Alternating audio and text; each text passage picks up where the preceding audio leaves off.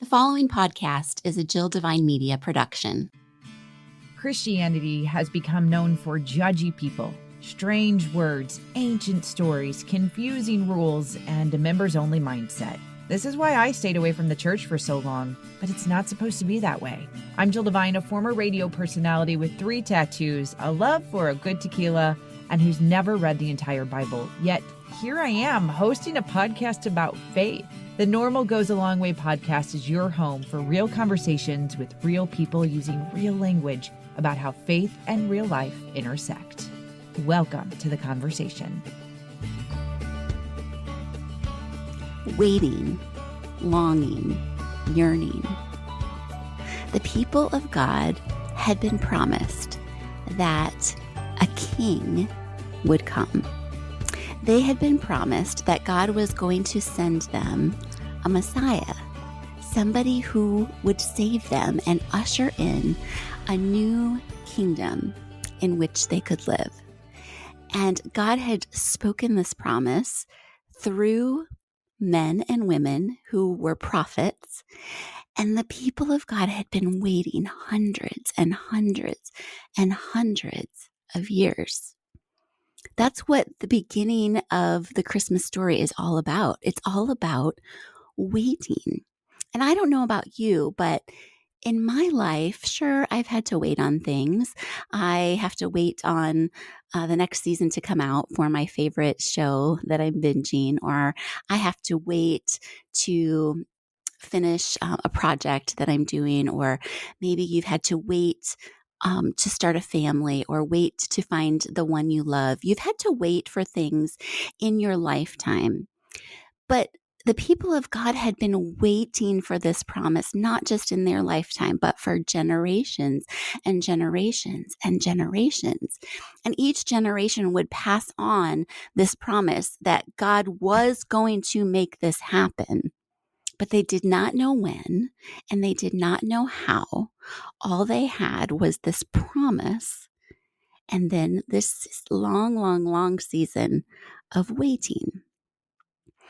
Well, as Luke is sharing the story of the birth of Jesus, this is where he starts with this season of waiting, and not just waiting of God's people, the Jewish people, but also of this intimate story of waiting of a man named Zechariah and his wife, Elizabeth.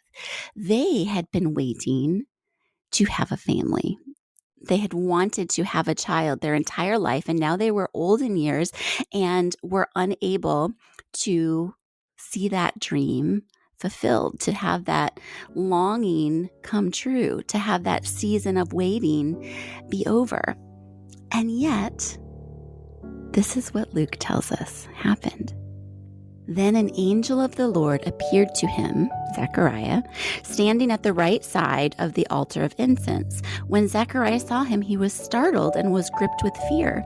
But the angel said to him, "Do not be afraid, Zechariah. Your prayer has been heard. Your wife Elizabeth will bear you a son, and you are to give him the name John.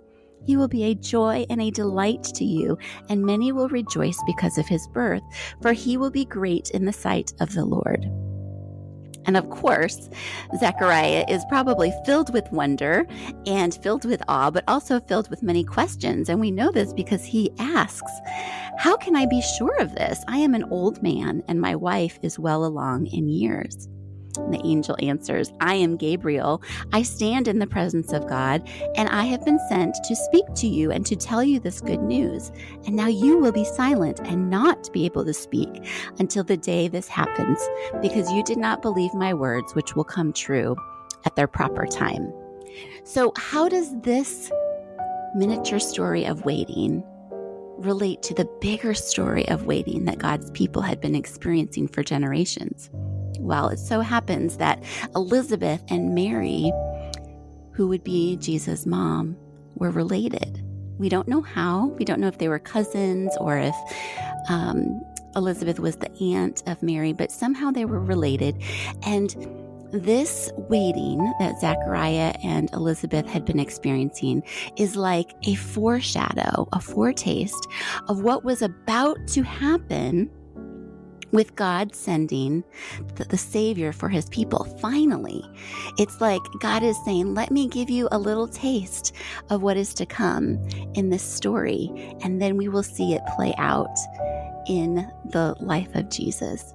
So next week, we are going to see how Mary receives the news that she will have a son, not just any son, but God's son, and what she does, how she responds, and how it actually relates back to Elizabeth, who would be the mother of John.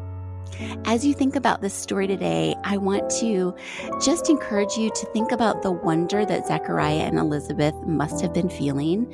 They thought their dream of having a child was gone, was dead. And yet here it is happening. How must have that felt? What must they have been thinking? And wonder about how it affected their life and how something could affect your life today if you saw a promise or a dream that God had given you suddenly start to become fulfilled. Ponder that today, and we'll pick up again tomorrow with Mary. Be still.